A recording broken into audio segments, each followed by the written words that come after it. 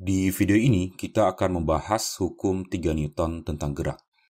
Selain hukum 1 Newton dan hukum 2 Newton, Isaac Newton juga menyatakan hukumnya yang ketiga yang disebut sebagai hukum 3 Newton. Hukum 3 Newton mengatakan bahwa kalau sebuah benda, yaitu benda A misalnya, memberikan gaya ke benda lain, yaitu benda B misalnya, maka benda B ini juga memberikan gaya yang sama besar ke benda A, tapi pada arah yang berlawanan.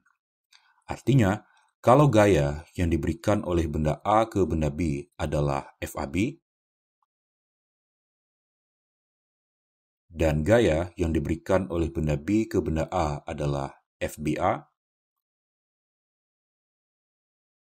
maka hukum 3 Newton dapat dirumuskan menjadi FAB sama dengan minus FBA.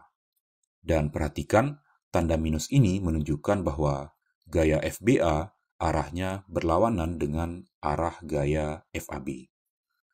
Kemudian, gaya FAB ini biasanya juga disebut sebagai gaya aksi.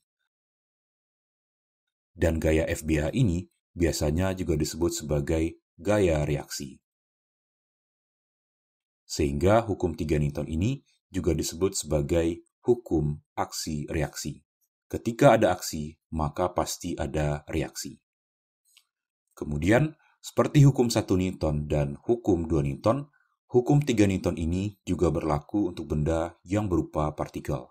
Sehingga ketika kita menerapkan hukum 3 Newton ini ke sebuah benda, maka kita perlu mengasumsikan benda tersebut sebagai partikel.